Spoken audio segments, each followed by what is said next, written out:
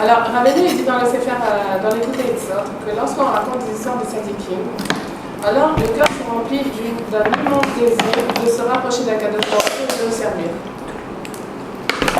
Et plusieurs tzadikim ont déclaré que leur enthousiasme, leur vitalité dans la Avodat Hashem, et dans l'étude de la Torah et dans l'accomplissement des mitzvot, a été déclenché grâce aux histoires qu'ils ont entendues de tzadikim. Parce que, je crois que c'est dans le Sefer Midot, Rabbeinu dit que l'histoire du tzaddik, elle pénètre le cœur et lui donne envie de servir Akadosh Baruch Hu. C'est très très fort. Même Rabbeinu aussi, il a dit que toute cette éclat dans la Avodat Hashem, il a reçu quand il a été élevé dans la maison de Baal Shem Tov. Et là-bas, bien que le Baal Shem Tov n'était plus là et le Megillah était riche, mais ça continuait à être un bail de Chachamim. C'est-à-dire que tous les tzadikim se réunissaient chez le Baal Shem dans sa maison. Et lui, il entendait tous les sipurim, toutes les Torahs évidemment, mais toutes les sipurim qui sont racontées là-bas des tzadikim. Il a dit que ça l'a beaucoup influencé dans la Avodat Hashem. J'ai été voir une fois Rav Charter, il y a 17 ans. Et il m'avait dit de raconter des histoires aux enfants. C'est très très important. Et de mettre, dans maman qui me dise, quand on était en France, je me mettais dans le couloir et puis avec le livre de Rabbeinu, j'ai raconté toutes les sortes des histoires de Rabbeinu. Même s'ils ne comprenaient pas le français et tout ça, j'essaye de raconter avec un français très simple, mais au moins tu vois qu'ils s'endorment avec les histoires du tzaddik. Et après ça les entraîne. Alors il dit comment ça? Il dit que quand la personne elle a envie de faire tchouva, il arrive toujours en général à avoir des moments de sur le tahlit, sur le but de la vie, sur le sens de la vie. Et donc quand on réfléchit, au départ peut-être au moment où la personne a fait tchouva, alors elle réalise que ce monde il est très très beau, qu'il y a un créateur, une création, il y a un créateur. Et que c'est le maître du monde, qu'il faut le servir. Mais c'est là que commence le problème. Comment je vais le servir? Comment je vais garder surtout cette envie que j'avais de le servir au début quand j'ai commencé à rentrer dans la Torah? Au début tout était très beau, tout était, il y avait de la lumière, il y avait des avot, il y avait de la simcha, il y avait tout. Mais comment je vais garder cette simcha-là? Comment je vais garder cette envie de servir à Kadosh Baruch Hu tout le temps? Qu'est-ce qui va me permettre de me renouveler, de me régénérer, de mes cohortes et mon envie. Alors, c'est là que Rabbeinu dit la solution, c'est de dire, c'est de raconter des histoires de tzadikim. Tout simplement. Alors, il explique comment ça se passe. Un jour, on a demandé à un rabbi de raconter des histoires de son grand-père, parce que son grand-père, il avait été élève du Baal Shem Tov. Alors, il dit voilà, une histoire, il faut la raconter de cette façon. De la façon qu'elle agisse et qu'elle soit un secours en elle-même, l'histoire. Ça veut dire quoi?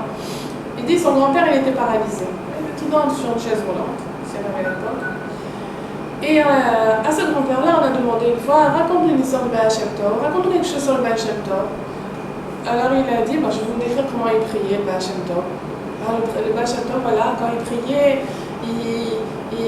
avec la ferveur, et puis il se mettait debout, et puis il commençait à danser, à sautiller, et puis il était tellement dans son histoire, qu'il s'est levé, et puis il a commencé à sautiller, comme ça, comme ça il faisait le Baal Shem Tov. Et du coup, il a pu, j'ai jamais été paralysé. Une histoire, c'est vivant, c'est actif, c'est une force qui est extraordinaire, qu'on ne connaît pas. On n'a pas l'habitude tellement de... Alors voilà. Et donc c'est de cette façon qu'il faut raconter l'histoire, c'est-à-dire la vivre. La vivre, et alors qu'est-ce qui se passe? C'est que quand on raconte... Qu'est-ce que c'est qu'une histoire? L'histoire, c'est pas une histoire qui s'est passée il y a 100 ans, et puis il y a 200 ans, et puis on la raconte, puis voilà. L'histoire, c'est quelque chose de dynamique. Même si on nous rapporte quelque chose qu'il y a 1000 ans, c'est comme si on vient de raconter les dernières actualités d'hier, d'aujourd'hui. Elle a quelque chose qui nous concerne à tous aujourd'hui et maintenant. Et c'est comme si cette histoire-là va refaire renaître, réveiller cet enfant qu'on a à l'intérieur de nous-mêmes et qui est resté intact dans son innocence. Bon, parce qu'on a tous grandi, on est devenus des adultes et tout, mais il y a un enfant en nous qui est caché, le Tinoc peut-être aussi pour Rabbi Asiot. Vous savez, quand il y a eu la grande tempête et tout, tout le monde a été éparpillé dans les 4 coins du monde. Et à la fin, on a cherché le Tinoc, où est le Tinoc, où est le Tinoc. Monsieur Besançon, il me disait Tinoc, c'est le Tinoc qu'on a à l'intérieur de nous-mêmes. Cette innocence-là, cette puérilité, cette mimoute qu'on avait quand on est rentré dans la Vodat Hashem et qu'il faut essayer de ne pas perdre. Alors donc, c'est ce Tinoc-là, comment il se réveille? C'est quand on leur raconte des histoires. Oui, quand on nous raconte des histoires, on nous raconte des histoires à des enfants de 5 ans, 10 ans, 20 ans, 70 ans, 90 ans, tout le monde a la même candeur quand on écoute des histoires sadiques. On dirait que ça nous réveille ce Tinoc-là qu'on a à l'intérieur. Alors, on dépeint l'empreinte spéciale que le tzaddik a laissée derrière grâce à son travail, par les anecdotes et l'histoire qui le concernent. C'est comme si le tzaddik nous faisait profiter de cette vitalité, de la vitalité qui l'animait à lui au moment où il racontait, la Torah, où il faisait le commentaire, ou bien il faisait l'acte, la mitzvah. Qu'est-ce qui se passe? C'est que le tzaddik ou le tam, il attire la lumière divine au moment où il parle de Torah, au moment où il fait une mitzvah. Et donc cette lumière divine elle passe à travers ses paroles, à travers ses écrits, à travers ses actes, qui se perpétuent au fil des années, au fil des générations. Comment? Au moment où nous on va raconter les paroles du tzaddik, les histoires du tzaddik, on va faire descendre cette énergie divine, la même qu'il a fait descendre au moment où il a fait descendre.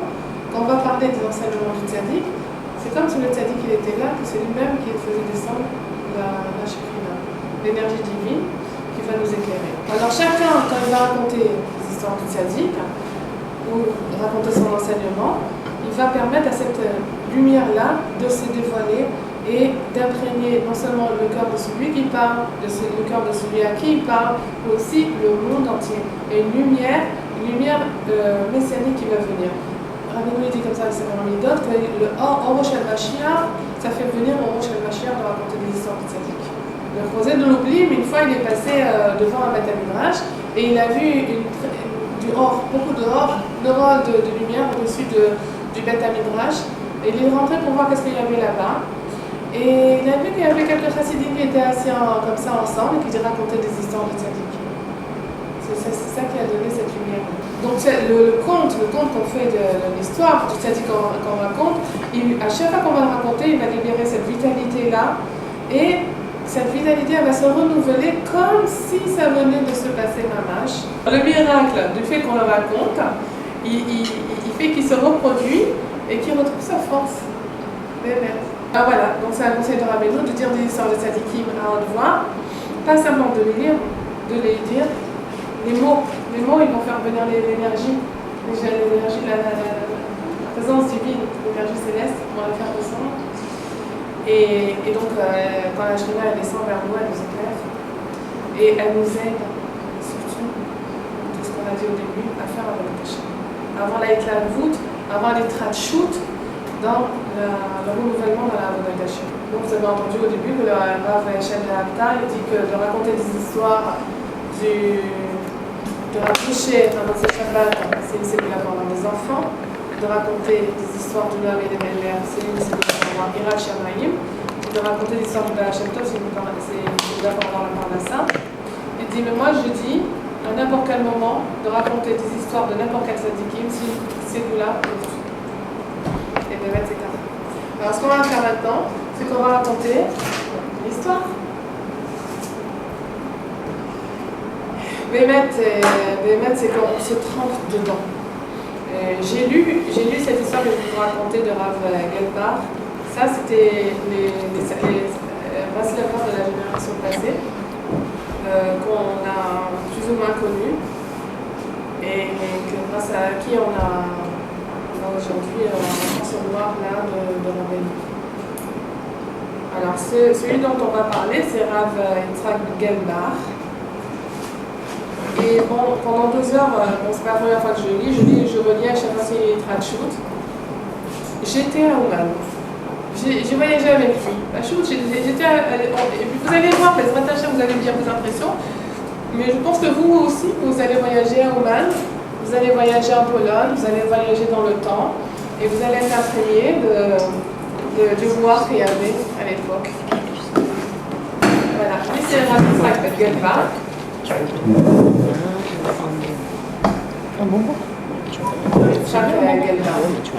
Lui, c'était pas un brasseur à la base.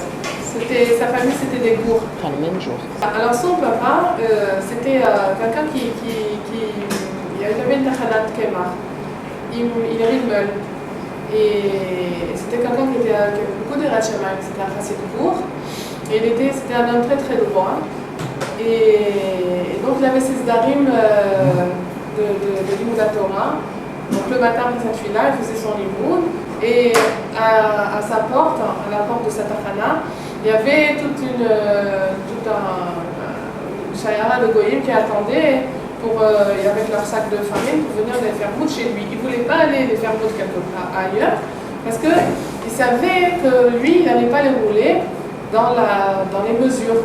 Qu'il n'allait pas, même ce qui restait dans les compresseurs et tout ça, il allait prendre la farine qui restait ou les gars qui restaient, il allait leur donner. Donc c'était quelqu'un qui était connu comme très précis dans les poids et mesures et qu'un homme très droit. Alors, donc ce petit garçon-là, qui s'appelait Yitzhak, il a grandi dans cette maison. Et il allait à la choule, il étudiait, il allait au réveil, tout ça. Et à la choule, il y avait un endroit où on mettait les sfarim à la glisa. Alors, pour mettre les sfarim à la glisa, c'était dans une aliyah. On demandait de temps en temps à un petit jeune homme de grimper et de mettre les sfarim dans la glisa. Alors, lui, c'était un petit chauffard comme ça. Alors, un jour, on lui a demandé d'aller mettre les livres dans la glisa. Et voilà qu'il met. Les livres dans la glisa, ça veut dire qu'ils étaient abîmés, ces livres-là. Alors, à un moment, il trouve un livre, un petit livre comme ça. Il n'est pas du tout abîmé, très bien. Bon, ce livre, alors il l'a mis dans sa poche. Et puis il a continué à faire son travail, tout ça. Et voilà il va à la choule et puis il se dit je vais voir qu'est-ce qu'il y a écrit dans ce livre. Il avait 12 ans. Alors il l'ouvre, c'était le Sefer Ishtaprut HaNefesh. Il l'ouvre et tout, il voit, c'est beau, là là. Il y a vraiment beaucoup de Hitahavout, c'est vraiment fantastique. C'est un livre sur la Hiboud et Douta. Avec beaucoup de machalim et tout ça, il ramène la vote, il ramène le roumage, il ramène beaucoup de mekorot. Donc il dit c'est vraiment extraordinaire, oh là là. Alors il se fait une petite grioute comme ça, il va à la choule, et puis il fait sa grioute. Et puis à un moment, il y a quelqu'un qui vient comme ça, et il lui dit qu'est-ce que tu es en train de lire là? Alors il lui donne le sefer et il dit ah c'est ça que tu es en train de lire? Bah écoute, déjà je vais te donner un tout neuf. Et voilà que ce monsieur, la prochaine fois, il amène un sefer Ishtaprut HaNefesh tout neuf. Et ce monsieur-là, on l'appelait Moshe Tanser. Parce que Tanser, ça veut dire le danseur. Il dansait tout le temps, il avait tout le temps de la sépa, c'était un brasleva. Alors il a commencé à lui parler et tout ça, à lui parler d'Ishtaprut HaNefesh, à lui parler de Breslev, à lui parler de Rabbeinu. Et il était très vite là, il a dit c'est bien ça, il sentait la rioute, il avait 12 ans le petit. Et il lui racontait que, voilà, ici il y a pas de brasseurs et tout, mais tu sais, il y a une ville où il y a celui qui a imprimé ce sefer-là, qui s'appelle Aaron Tigelman. Il habite là-bas, il y a plein de brasseurs là-bas, c'est à Varsovie, c'est en Pologne. Alors, le petit, il avait très envie de connaître toute cette communauté-là de brasseurs, comme tellement des tableaux de Séphra dans leur volet Hachem. Alors il va voir son papa, bien sûr il ne dit pas la vérité. Il dit voilà, je m'ennuie ici et tout, je trouve que j'étudie pas assez la Torah, je voudrais aller à Varsovie. Avant les familles c'était pas comme aujourd'hui, on a la famille jusqu'au mariage, les enfants ils grandissent, ils vont à l'échelle, tout est mis sous d'armes, tout ça pour les maris. Ils n'avaient pas de quoi donner à manger aux enfants, donc les enfants ils avaient 6-7 ans, ils allaient parfois travailler pour leur parnassa. Ou bien, s'il y avait une ville où ils pouvaient étudier la Torah, ils allaient quitter la maison, ils allaient à 8 ans, 10 ans, 12 ans, ils allaient dans la ville où ils voulaient pour étudier la Torah. Donc il a demandé à son papa, il a dit je voudrais partir, il a dit bon, bah, d'accord, si tu veux. Et voilà qu'il arrive à Varsovie. Mais comme ça, hein, tout seul, ça veut dire il n'y a personne qui l'attend, il n'y a pas de famille, il n'y a pas de tonton, il n'y a pas de tata, il n'y a pas le gâteau, le thé, rien. Alors il se met dans la rue comme ça et puis il voit quelqu'un passer. Il avait une charrette avec des habits, tout ça, des chaussures, toutes sortes de choses. Et puis il voit qu'il crie Shmates, Shmates. C'est quelqu'un qui vendait des Shmates, il vendait ce genre de trucs. Alors il le voit et puis à chaque fois qu'il s'arrête, il dit Shmates, entre-temps il continue à parler. Tout ça, il le suit. Et bon, il le suit et puis il voit qu'à un moment il s'arrête et puis il descend dans une maison comme ça. Et alors il attend un petit peu et après il toque à la porte et il dit je peux rentrer? Il dit oui. Alors il pensait que c'était un petit qui veut acheter, je sais pas, un pantalon ou quoi, des chaussures. Alors il voit que pas du tout, il n'est même pas intéressé par sa Svora, il regarde tous les murs, il regarde la maison, il voit les mouchis, toute casotte. Elle lui dit mais qu'est-ce que tu veux toi? Il dit ben moi je veux savoir qu'est-ce que tu dis quand t'as voulu me dire Shmates. Et il dit ben il a vu que c'était une grande échama. Alors il lui a dit je vais te dire. Voilà, moi je suis en Breslever et mon réveil il me dit de faire une de doute. Donc il connaissait déjà le petit qu'est-ce que c'était. Il nous dit de parler de notre avoda, de nous-mêmes, de notre vie, tout ça. Alors je ferai une de doute.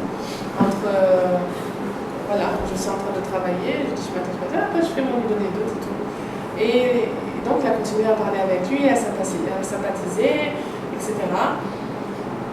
Et il lui a dit, je vois que tu es quelqu'un qui est intéressé vraiment par Maïmès. Écoute, viens, je vais t'emmener à la chute de Vaslava. Alors il l'a emmené, et là-bas, le Roche, le Rav, à l'époque, c'était Rav Yitzhak Breiter. Rav Yitzhak Breiter, c'était une très très bonne chama, un très bon Rav, qui a emmené pratiquement toute la colonne à Rabbeinu. C'est-à-dire, à l'époque, il n'y avait pas des centaines de Breslavers. Il y avait des dizaines de milliers de Breslavers. Il y avait une telle route. Et où sont tous ces Breslavers? Vous allez dire, où sont tous ces Breslavers? Ils ont été tous tués par la Shoah. Mais il y avait vraiment des dizaines de milliers de Breslavers. Alors ce petit garçon, donc, il a été dans la choule de Rabbi Yitzhak Breiter. Et puis là, il était très heureux parce qu'il a commencé à prendre contact avec les Breslavers et étudier la Torah de Rabbeinu et tout. Il a été très mutlaëv. Bon, et c'était une Chabura comme ça de Bachurim qui a avancé et qui étudiait la Torah. Donc il a continué à étudier là-bas par son lui. Maintenant arrive Rosh Hashanah. Alors Rosh Hashanah, bien sûr qu'il veut rester, il veut aller à Rosh Hashanah à Lublin. Pourquoi ils allaient pas à Ouman? Parce que comme il y avait la révolution bolchevique à l'époque, alors les frontières étaient gardées. Auparavant, tout le monde allait à Ouman. Évidemment, Rav Yitzhak Breiter et tout le monde allait à Ouman. Mais quand il y a eu la révolution bolchevique, alors c'était impossible d'aller parce qu'ils tiraient à vue. Il y avait même qui étaient Messaker Nafsham, ils allaient et les balles allaient passer. Et parfois, même les Radichalom, il y en a qui se sont fait tuer. Donc les Chachamim, les Rabbanim, ils ont interdit Mishum Sakana d'aller à Ouman. Alors ils ont fait le kibbutz à Rosh Hashanah à Lublin. Ils ont été couverts à Lublin. Et après le Tikkun HaKlali, ils étaient couverts une tefila pour être zouché d'aller à Rosh Hashanah la prochaine fois à Ouman. Ils étaient bébériot, ils pleuraient tous, avec tellement d'éclavous. Ils étaient tous mis de gaga d'être à Rosh Hashanah à Ouman. Alors le petit, il voulait être à Lublin avec tous les Breslavers, parce qu'il savait qu'est-ce que c'était la tefila de Breslavers. C'est pas l'endomé, ça ne ressemblait pas du tout à ce qu'il avait connu auparavant chez ses parents, quoi. Même si c'était bourse, c'est très bien, mais c'était pas la tefila avec la de Breslavers. Alors son père, il a fait appeler, non, il n'est pas venu. Il n'est pas venu à la maison. Alors qu'est-ce qu'il a fait le père? Il est allé à Varsovie, il a dit tu viens à la maison. Zarata, tu viens à la maison. Donc le petit, il était obligé d'aller chez son père.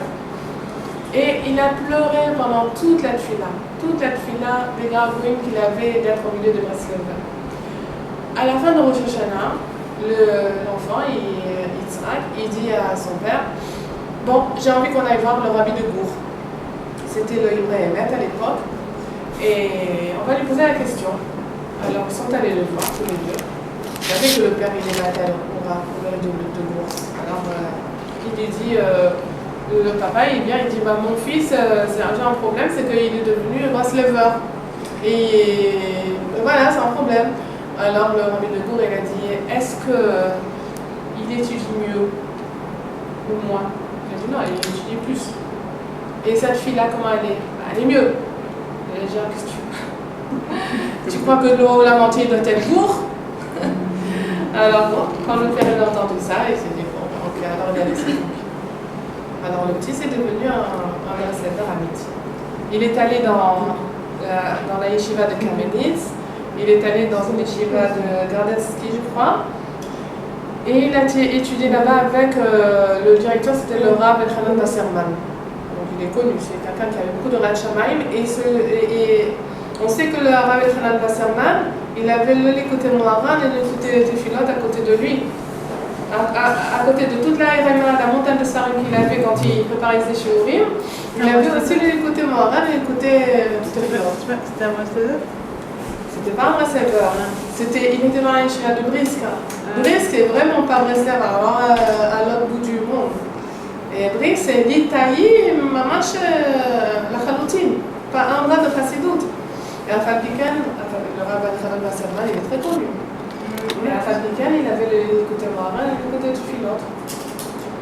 Alors, qu'est-ce qui se passait? C'est qu'ils étaient une chaboura de Breslever dans cette yeshiva, des jeunes, des petits jeunes.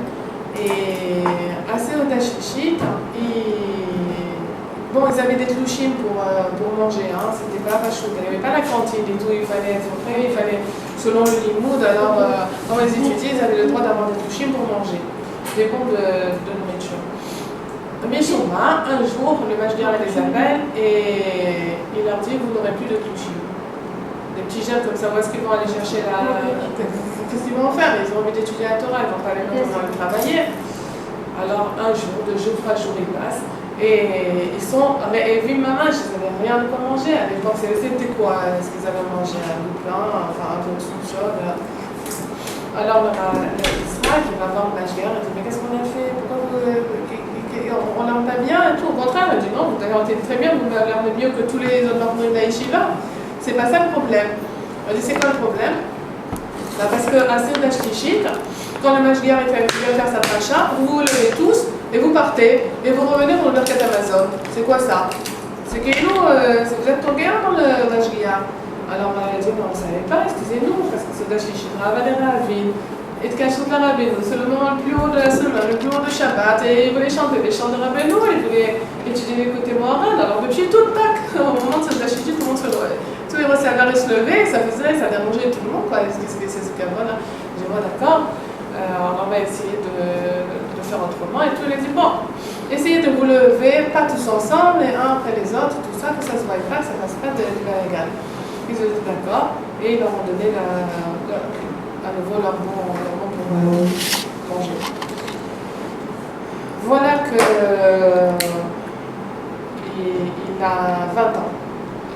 Et quand il arrive à l'âge de 20 ans, c'est la guerre qui éclate. Alors toutes les yeshivot ont été fermées. Donc la Russie, la Pologne, la Hongrie, toutes les yeshivot fermées.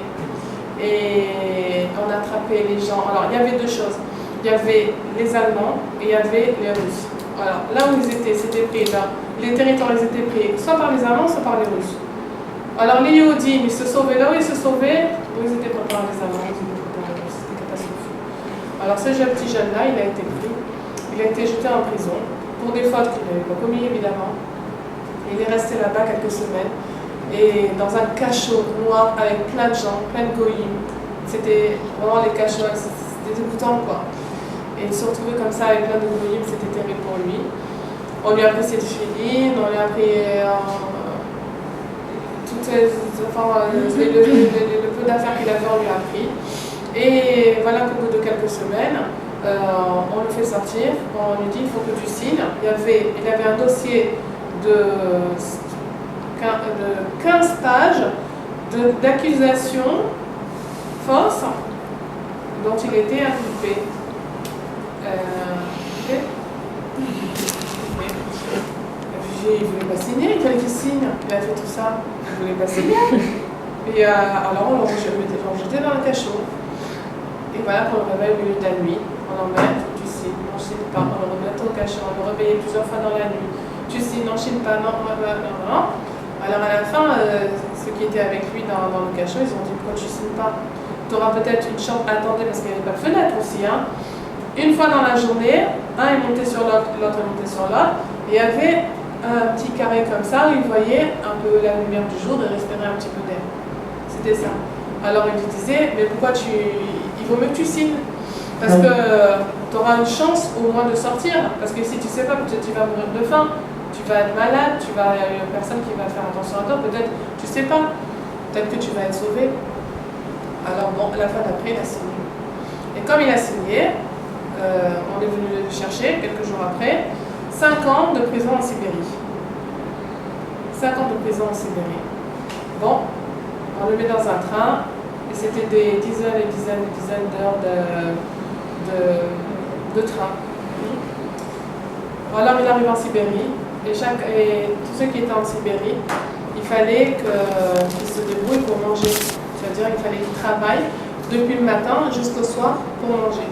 Pour manger quoi? Pour avoir quelques tranches de pain. C'était ça le manger. C'est tout.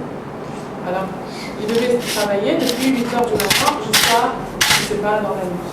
Alors, tellement qu'ils étaient sous-alimentés qu'ils avaient une maladie, les loups, qui venait le soir. Dès qu'il y avait l'obscurité, ils devenaient presque aveugles.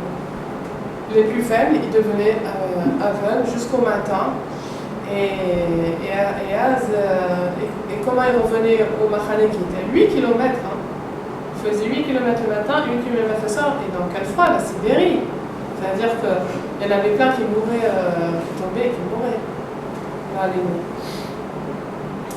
Et un jour, Béhémet, il allait mourir. Et Mila Shamaim, juste avant, quelques semaines avant, il y a un médecin juif qui était complètement chiloni, qui est venu dans ce camp-là et qui s'occupait, on lui avait donné de s'occuper un petit peu des détenus. Enfin, c'était des détenus. Et ce médecin-là, on lui a fait savoir que le petit, il était tombé, mais il était gelé, c'est-à-dire qu'il allait mourir. Il est venu tout de suite et il a mis un peu de glucose dans la bouche. Il s'est occupé de lui, il l'a envoyé à l'hôpital pour une semaine. Et pourquoi il s'est occupé de lui? Parce que tout le temps, depuis qu'il était arrivé au camp, alors ils ont commencé à discuter ensemble. Et pourquoi? Parce qu'il le voyait de temps en temps aller dans un coin et se balancer et dire des choses comme ça. Qu'est-ce que tu fais là? Je dis, je prie. Je prie. Il lui a enseigné un petit peu la Yahadout parce qu'il ne savait rien. Toute sa famille avait été tuée par les Allemands. Il était tout seul, il ne savait rien de la Yahadout. Alors donc, ça l'a beaucoup touché. Tout ce qu'il a dit, ça l'a beaucoup touché. Alors il a dit, moi aussi j'ai envie de prier et tout. Écris-moi en russe sur un papier, moi aussi je veux faire des filottes. Alors il a écrit le schéma. Et il faisait ce schéma, il le répétait, il pleurait. Moi, c'est tout ce qu'il faisait de tout son cœur. Alors donc il lui a sauvé la vie, le maître lui a sauvé la vie. Mais c'était le yuge total. Ça veut dire que quand il est rentré là-bas, c'est là-bas qu'on lui a pris cette filite, qu'on lui a pris cette tzitzit, qu'on lui a pris son manteau, qu'on lui a pris tout ce qu'il avait. Rien, ils étaient, maman, je ne sais pas, c'était une sakana Laura en Sibérie, il y a plein qui mouraient. Alors, d'abord il a tout oublié, son livre, il a oublié la ville où il venait, il a oublié presque son nom. Tellement que c'était dur. Et il allait presque, s'il n'était pas ambassadeur, il a dit qu'il serait maman, je te mets dans le louche. Alors, une nuit, il rêve de Rav Aaron Sigelman, celui qui a imprimé le Shtakhoutan Pref, il était aussi à Varsovie. Il lui a dit, c'est quoi ça de prier pour avoir que vers Israël? Parce que c'est ça qu'il demandait, c'est tout ce qu'il demandait. C'est d'être enterré comme un juif. Parce que les corps, ils en voyaient souvent, quoi. Quand ils voyaient un juif qui était mort de froid, ils le recouvraient de neige pour que les rats ne le mangent pas. Donc lui, il priait une chose, c'est d'avoir Kibburat Israël. Alors le Rav Aaron Zimmerman, il a dit, tu peux pas, c'est ça que Rabbeinu t'a appris, tu peux pas prier pour être Mekim Baïd Israël, te marier, avoir une famille et vivre, c'est déjà. Alors le matin, il s'est levé, il a senti une énergie, une simcha. Il s'est dit, allez, je vais prier, et donc il s'est repris en main, il a eu beaucoup d'espoir. Tant qu'à les 5 années, elles sont passées. 5 années sont passées, et voilà qu'avant qu'elles se finissent, 3 mois avant, la guerre se termine. Alors on l'appelle, on dit maintenant t'es libre. Et le minag, dans ce camp-là, dans les camps de Sibérie, c'est qu'on donnait un cartis, on donnait un billet de train à la destination que la personne a voulu. Voilà, on lui donne ça et puis de la nourriture pour quelques jours. Alors, on lui a dit où tu veux aller. Alors, lui, où il voulait aller. Il savait qu'il n'y avait plus personne de sa famille. Tout ça avait été exterminé. Et donc, tellement parler du règne, tellement de roumain, c'est la seule chose, il avait peur. Pas qu'on sache qu'il est juif, il faut. Alors on lui a donné une grande mappa comme ça. Il a fait semblant de chercher là.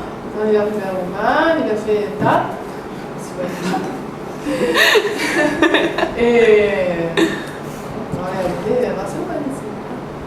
alors on lui a donné son quartier pour Oman. Mais bon, c'était terrible parce que il libérait les gens, mais qu'est-ce qu'ils allaient faire avec quelques pains? Et où vous allez aller en général, les gens ils mouraient, ou ils tombaient malades, ou ils mouraient, ou ils mouraient de faim, ou ils mouraient de fatigue. Bon, lui, ben, on rachète, c'est Mahamad. Et donc voilà qu'il veut se diriger vers la Tachana, vers la gare du train. Alors on lui dit, voilà, par là-bas. Il arrive, il y a une rivière. Il voit que la Tachana est de l'autre côté, il faut passer de l'autre côté de la rivière. Maintenant, il y a un pont, mais ce pont, il a été relevé parce qu'il doit faire passer des milliers de troncs d'arbres. C'est comme ça qu'on faisait voyager les troncs d'arbres d'un pays à l'autre. Alors, je vais rester des heures, je vais crever de froid ici. C'est moins de 40, moins 50, je ne peux pas rester comme ça à attendre que tous les arbres y passent. Alors, on s'est dit, ben, je vais marcher sur les troncs d'arbres et je vais arriver de l'autre côté. Et voilà que cela, il glisse à un moment, et déjà qu'il faisait froid. Dans le glacé, ma vache glacée, il tombe dans l'eau, il s'attrape à un tronc d'arbre, et au moment où il s'attrape, il voit qu'il y a un énorme tronc qui vient, ma vache, vers lui à une allure vertigineuse. Et avec ce dernier cohorte, ma vache, une seconde avant que le tronc d'arbre l'écrase, il monte sur le tronc. Enfin, il a été sauvé plusieurs fois, vraiment de manière miraculeuse. Il arrive à la Tachana, et à la Tachana, donc il monte dans le train, et c'était des jours et des jours et des jours, c'était des milliers de kilomètres même, des jours et des jours de voyage. Et pendant ces jours-là, évidemment, il n'a plus de pain, il n'a plus rien, et il s'affaiblit. Et des fois, le train s'arrêtait pour permettre aux gens de descendre et prendre de l'eau, parce qu'il y avait des citernes comme ça d'eau chaude, gratuite. Mais lui, il ne descendait pas, parce qu'il avait peur. Le train, il n'avertissait pas quand il repartait. Il pouvait partir 2 heures après, un jour après, 5 minutes après. Alors il ne voulait pas, parce qu'il avait peur de rater son train, quoi. Et à un moment, il y a un militaire qui rentre, il s'assoit à côté de lui. Il a l'air gentil. Il dit, pourquoi tu ne descends pas, toi, prendre de l'eau? Il dit, parce que j'ai même pas un kéli pour remplir. Et arriva comme il est comme ça, tellement fatigué, tellement... Il lui dit, mais t'as rien à manger, viens, allez, viens, je partage mon pain avec toi. Maman, qu'elle se m'en fout, il m'a envoyé. Et pendant plusieurs jours, comme ça, ils ont voyagé ensemble, il lui parlait, il a dit, je partage tout avec toi. Et au moment de descendre à sa Tachana, le monsieur, il lui donne tout son pain, il lui dit, bon, si c'est juif. Alors je te prie, s'il te plaît, fais des filles pour moi, il lui donne son nom et tout. Et il a dit, jusqu'à la fin de sa vie, il a fait Kaddish pour lui, et tout pour le reste de prière. Voilà qu'il arrive à Ouman. Et il arrive comment? Dans quel état? C'est pas des chaussures qu'il avait. Il avait des chiffons comme ça, serrées avec des fils de fer. Ce n'est pas des chaussures, il a des haillons comme ça, dans un état lamentable. Alors les gens, quand ils l'ont vu, ils savaient qu'il venait de Sibérie, ils savaient que c'était un juif. Donc personne ne voulait s'approcher de lui. C'était dangereux avec la KGB. Donc il arrive à Ouman, évidemment, il n'ose pas demander, il n'y a personne qui va leur renseigner sur le Kivun, où c'est le Tzion Rabbeinu. Et il y a une vieille dame, une vieille russe qui vient, et une vieille Goya, et elle lui dit t'as pas vu mon fils en Sibérie? Rien que son fils qu'il allait voir. Alors elle lui donne du pain comme si c'était son fils. Elle avait tellement envie de voir son fils qu'elle lui a donné du pain. Elle dit voilà, je te le donne et tout.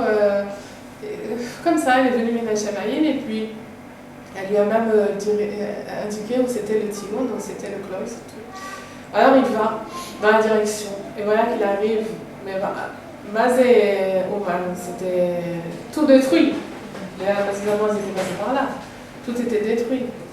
Et même le Tzion Rabbeinu, avant il y avait la petite maison, il y a une bombe des Allemands qui est tombée dessus et qui a détruit la maison. Et même le Kever, il était tout fendillé, quoi, comme ça. En tout cas, il est très heureux. Il dit c'est que ce que j'ai passé pour arriver aujourd'hui chez le Tzion Rabbeinu, faire mon Tikkun HaKlali. Il a fait avec beaucoup de trachut. Et il a fait son Tikkun HaKlali, son vidéo. Et il a donné la pièce de Tzedaka à Daniel Aguerre. Daniel Aguerre, c'était un guerre qui était à Ouman et qui était rescapé de toute une petite voutsa de guérim qui s'était converti quelques années auparavant. C'est un petit village qui était à côté de Ouman. Et c'était des chrétiens, mais c'était des gens intelligents, donc ils ont essayé de voir Béhémet, qu'est-ce qu'il y avait dans leurs écrits. Ils ont vu que c'est complètement à côté de la plaque. Donc ils se sont renseignés sur la religion juive, ils se sont rapprochés des Breslevers et ils ont fait tchouva et ils sont devenus des Breslevers. C'était les seuls, c'est-à-dire les Breslevers à l'époque, c'était les seuls qui étaient prêts à aller à Karavota parce que c'était dangereux. On ne sait pas, là il y a un doute. Donc ils les ont acceptés, ils sont devenus des Breslevers. Donc lui, Daniel Aguerre, c'était un des Breslevers. Alors ce Breslever-là, il avait 26 ans. Attends, il avait 28 ans quand il est arrivé en Ouman. Et il a vu que c'est un banadam, c'est un Yerushalayim, c'est un Baruch bien.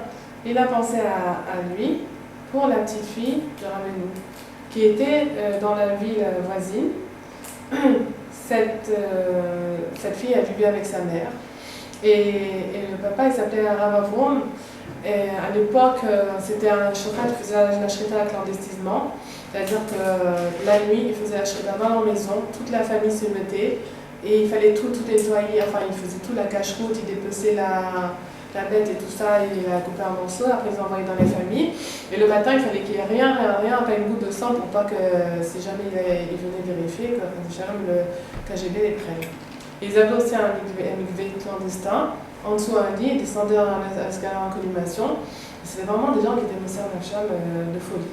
Donc ce Rav Avrom, et donc à une époque, ils sont venus prendre 27 Breslevers vraiment des malachim. C'était des malachim, c'était en DHM. Quand une époque où ils cherchaient Rav Levi Tzembader, alors ils ont pris ces 27 tzadikim, mais lui il était dans le Rishima aussi. Donc il s'est sauvé, il est allé habiter dans la ville avoisinante. Mais après, bon, il est mort à 54 ans, donc 52 ans, 54 ans de maladie. Et il a laissé sa femme, il avait plusieurs enfants, ils avaient 4 filles et 2 garçons.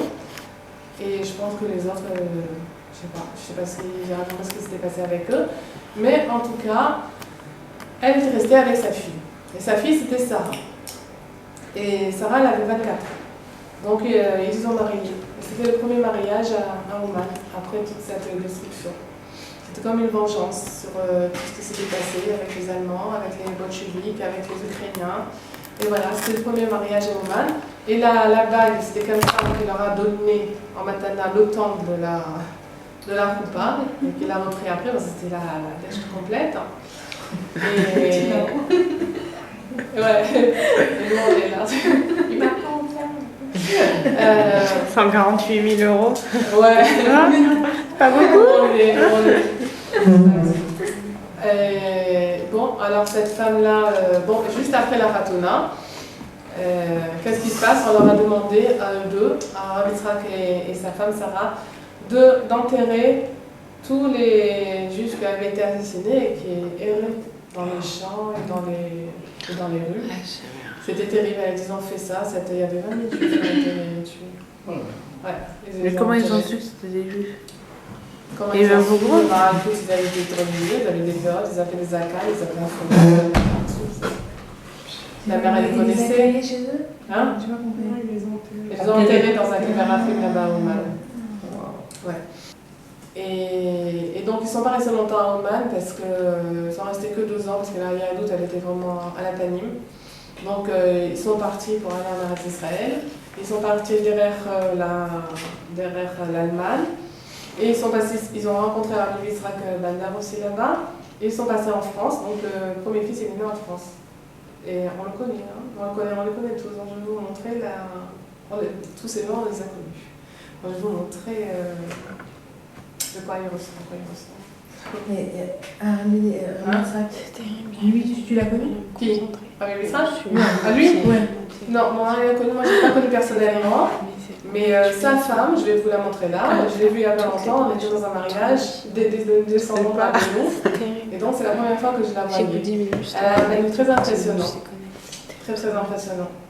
Et l'année dernière, j'ai eu la chance de faire bon, j'ai été dans un cours d'adrichalout, comment ça s'appelle, architecture. Et quand je suis arrivée dans ce cours-là, j'avais 8 femmes et jeunes filles et tout, et je m'ennuyais, je me disais, mais qu'est-ce que je fous là, qu'est-ce que je suis venue faire ici, j'ai donné mes chèques, est-ce que je suis bête, oh là là, mais je vais rester pendant 8 mois avec tout ça. J'ai aucune charichoute avec ces femmes, rien du tout, elles sont déterrées, elles sont très, non, moi j'ai qu'une chaîne à faire ici. J'étais vraiment, ah là là, déçue, le cours ne me plaisait pas, les morottes, elles étaient avec des petites mini-jupes, des perruques jusque-là, maquillées, vraiment je comprends rien du tout. Aide-moi à savoir qu'est-ce que j'ai à faire ici. Et bon, Madame Brera, je suis restée dans ce cours. Et puis voilà, au bout de quelques semaines, on a été à Tel Aviv voir un truc stupide. Et j'étais assise à côté d'une femme. J'étais assise à côté d'une femme qui vient avec sa fille en général. Tu vois, la femme, elle va avoir 60 ans. Et puis, et sa fille aussi, elle venait au cours. Alors, je lui dis, bon, tu veux t'asseoir avec ta fille peut-être et tout. Non. Et je sors un tikkun haklali. Et elle demande un tikkun haklali à sa fille. Je sors mon tikkun haklali. Moi aussi, je fais mon tikkun haklali, tout ça. Elle me dit, ah, que vous êtes? Il fera. Ah, oui, mon mari, il connaît, voilà, il fera. Je dis, vous, c'est qui? Il me dit, Ben Stock. Bien choc, c'était le Chazan de Rosh Hashanah pendant des années, une voix extraordinaire de la choule. Et je savais que c'était la petite fille du Rabbeinu. Elle était au Chazan de Oman? Non, d'ici. Elle était au Oman. C'est magnifique. Alors du coup, j'ai récité la descente de Rabbeinu. J'ai dit, ouais, bon, j'étais très très contente. Et du coup, sa fille aussi. Il y avait la nièce aussi, qui était aussi, j'étais du coup avec 3 descendants de Rabbeinu. J'ai compris maintenant. Tu sais, c'était ce que j'allais faire ici. Alors, j'avais une qui s'assoit à côté de moi. Enfin, j'ai essayé de dire des dibourines, quoi. J'ai pas perdu une occasion de dire des dibourines sur la Yvonne, sur Rabbi Nachman, sur. Du coup, Baruch Hashem, j'avais à qui parler. Et peu à peu, tu t'es rendu compte que, t'es Breslev et toi? Ben oui, mon mari, il va tous les années à Rosh Hashanah. Une qui était dans le cours, mais oui, mais bien sûr, on est des Breslevers. Et là, c'était des Breslevers aussi. C'était pratiquement tous des Breslevers.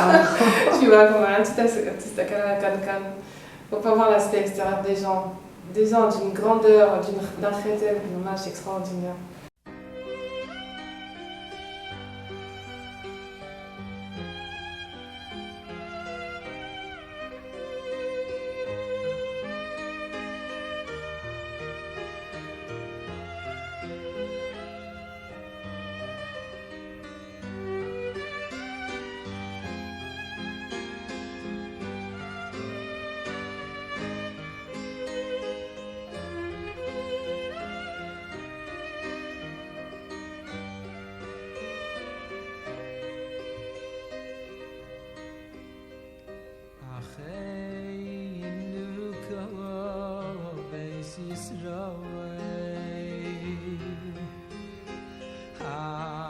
nesunim batzora Ya nesunim batzora vashivya You vashivya